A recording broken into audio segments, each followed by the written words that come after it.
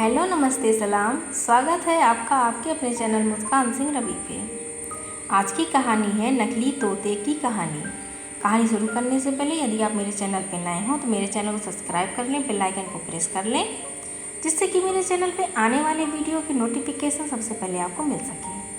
आइए शुरू करते हैं आज की अपनी कहानी, नकली तोते की कहानी। एक बार की बात है, एक घने जंगल में विशाल बरगद का पेड़ था। उस पेड़ पर बहुत सारे तोते रहा करते थे। वे सभी हमेशा इधर उधर की बातें करते रहते थे। उन्हीं में एक मिट्ठू नाम का तोता भी था। वह बहुत कम बोलता था और शांत रहना पसंद करता था। सब उसकी इस आदत का मजाक उड़ाया करते थे, लेकिन वह कभी भी किसी की बात का बुरा नहीं मानता था। एक दिन दो तोते आपस में बात कर रहे थे। पहला तोता बोला, मुझे एक बार बहुत अच्छा आम मिला था। मैंने पूरे दिन उसे बड़े चाव से खाया। इस पर दूसरे तोते ने जवाब दिया, मुझे भी एक दिन आम का फल मिला था। मैंने भी बड़े चाव से उसे खाया था। वहीं मिट्ठू तोता चुपचाप बैठा था। तब तोतों के मुखिए ने उसे देखते हुए कहा, अरे हम तोतों का तो काम ही होता है बात करना, तुम क्यों चुप रहते हो? मुखिया ने आगे कहा, तुम तो मुझे असली तोते लगते ही नहीं, तुम नकली तोते हो। इस पर सभी तोते उसे नकली तोता कहकर बुलाने लगे, लेकिन मिट्ठू तोता फिर भी चुप था। यह सब चलता रहा। फिर एक दिन रात में मुखिया की बीवी का हार चोरी हो गया। मुखिया की बीवी रोती हुई आई और उसने पूरी बात बताई। मुखिया की बीवी ने कहा, किसी ने मेरा हार चोरी कर लिया है और वो हमारी ही झुंड में से एक है। यह सुनकर मुखिया ने तुरंत सभा बुलाई। सभी तोते तुरंत सभा के लिए इकट्ठे हो गए। मुखिया ने कहा, मेरी बीवी का हार चोरी हो गया है और मेरी बीवी ने उस चोर को भागते हुए देखा है। वह चोर आप लोगों में से ही कोई एक है। यह सुनकर सभी हैरान हो गए। मुखिया ने फिर आगे कहा कि उसने अपने मुंह को कपड़े से ढककर रखा था, लेकिन उसकी चोंच बाहर दिख रही थी।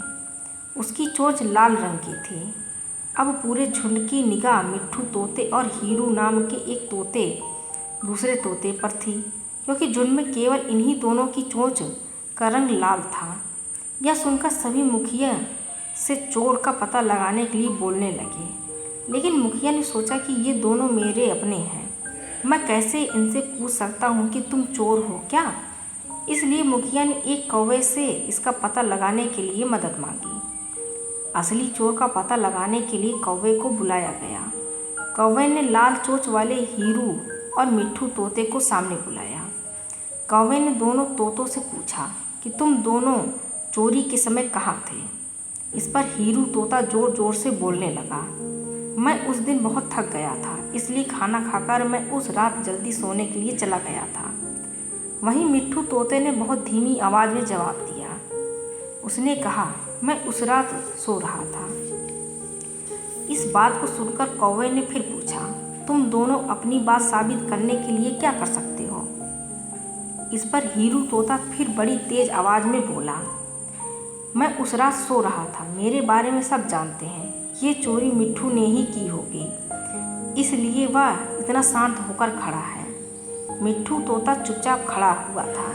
सभा में मौजूद सभी तोते चुपचाप यह सब देख रहे थे। मिट्ठू तोता फिर धीमी आवाज़ में बोला, मैंने यह चोरी नहीं की है। यह बात को सुनकर कौवा मुस्कुराकर बोला कि चोर का पता लग गया है। मुखिया के साथ साथ सब लोग हैरानी से कौवे की ओर देखने लगे।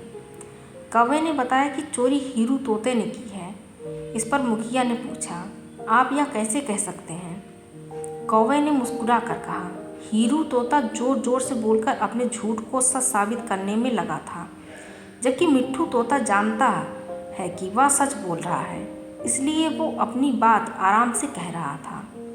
कौवे ने आगे कहा, वैसे भी हीरू तोता बहुत बोलता है, उसकी बात पर भरोसा नहीं किया जा सकता। इसके बाद हीरू ने अपना जुर्म कबूल कर लिया और सभी से माफ़ी मांगी। यह सुनकर सभी तोते हीरू तोतों को कड़ी सज़ा देने की बात करने लगे। लेकिन मिट्ठू तोते ने कहा, मुखिया जी, हीरू तोते ने अपनी गलती मान ली है। उसने सबके सामने माफ़ी भी मांग ली है। उससे पहली बार यह गलती हुई है, इसलिए उसे माफ़ किया जा सकता है। यह बात सुनने के बाद मुखिया ने हीरू तोते को माफ़ कर दिया।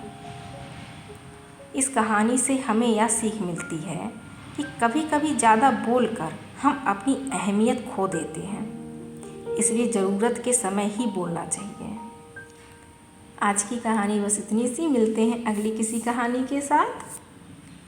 Thank you for watching and don't forget to subscribe. Thank you.